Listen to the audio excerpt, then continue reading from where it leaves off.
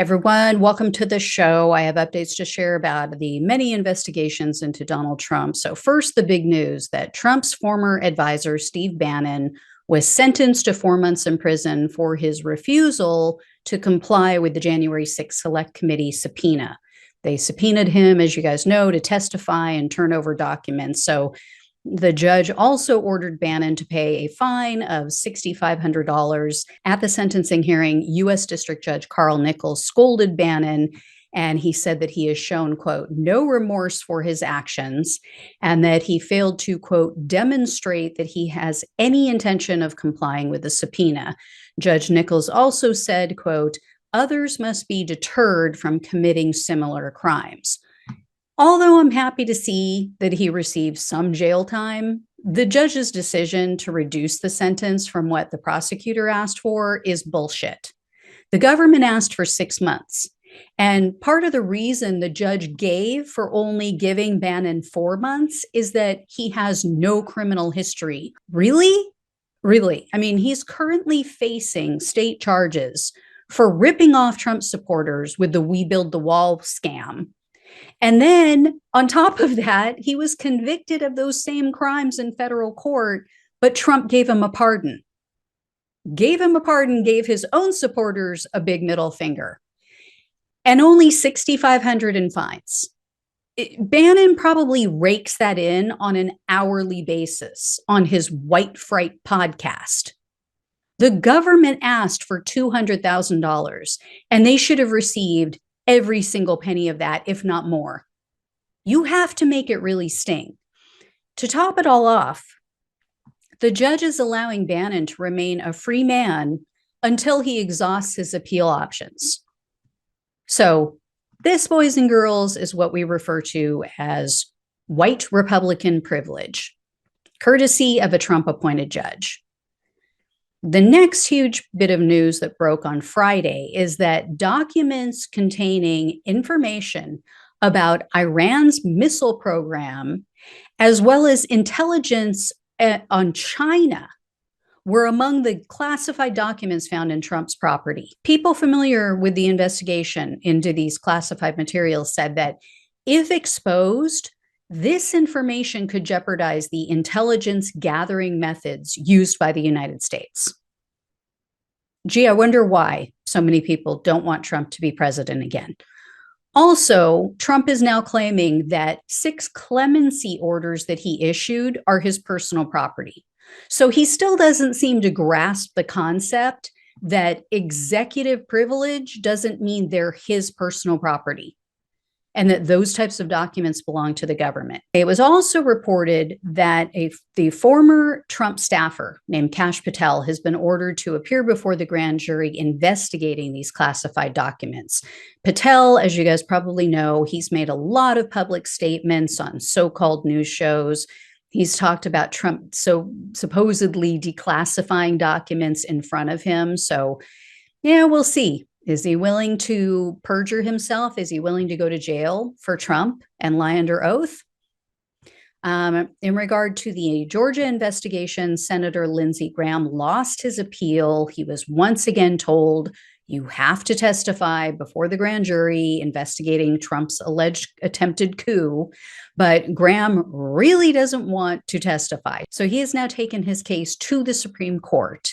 And so far, it's actually paying off. So Graham's request went to Justice Clarence Thomas because he oversees that district, that area. And Thomas has now issued a stay in this matter until either he or the full Supreme Court has a chance to review and rule on Graham's appeal. So this is complete bullshit. This is a complete conflict of interest when you consider that Thomas' wife was actively working to overturn the election for Trump. And this isn't speculation. This isn't hearsay. There is literal written documentation that proves that she was texting, she was emailing people, pressuring officials, trying to get them to ignore the will of the voters and to use fraudulent electors, install them so that they could overturn the election and make Trump the next president. But speaking of losing appeals, Arizona Republican Party Chairwoman Kelly Ward lost her appeal to prevent the January 6th Select Committee from obtaining her phone records. As I shared last week, a judge ordered Ward to turn over the records, and she said, give me a stay. Let me just put this on hold until I appeal this decision. Well, the judge rejected her stay request, but she continued on. She moved forward with her appeal, and she's lost again. So in a 2-1 decision, the deciding appeals panel members wrote, quote, the investigation, after all, is not about Ward's politics. It is about her involvement in the events leading up to the January 6th attack, and it seeks to uncover those with whom she communicated in connection with those events. That some of the people with whom Ward communicated may be members of a political party does not establish that the subpoena is likely to reveal sensitive information about the party's members and supporters. And keep in mind, one of those two that made that ruling is a Republican. In other January 6th committee news, Trump was issued a formal subpoena to appear and to turn over 19 sets of documents by mid-November. As I've said, though, guys, there is zero chance that Trump is going to appear. He does not have the ovaries to do it. And the committee has already given him an out. They've already said, oh, we won't allow him to testify publicly. We want it to be done in private because we don't want him to turn it into a circus. That's going to be the excuse he uses. He'll use that to save face with his supporters. And what the committee should have done, what I would do, is say, okay, you can testify publicly, but the committee would have full control over his mic. And after each time he makes a knowingly false statement about the election, you cut his mic and you play a clip of his administration officials and other people disputing his lies and sharing facts about what they didn't find. Because if Trump did appear, you know his supporters are going to finally tune in. Let them see. Let them finally see and hear the truth about his lies. And show it in a split screen. Show him sitting there looking like the exposed fool that he is, while the videos are playing on the other side of the screen of testimony given by his Republican staff members, his own DOJ fixer, Bill Barr.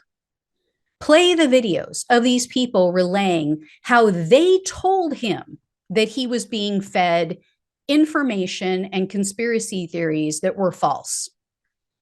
Then you move on to the next question. And if he tries to filibuster, if he tries to gaslight, as he usually does, you keep cutting off his mic.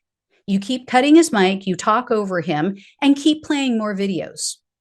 Watch how fast Tiny Hands runs out of the room. That's what they need to do. They want to get the truth out. That is the best way to do it.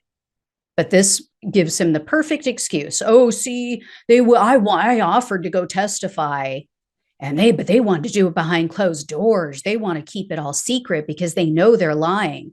That's what he's going to say. They're playing right into his hands. Why am I not in charge? Anyway, guys, thanks so much for watching and listening. Take care. I will talk with you soon.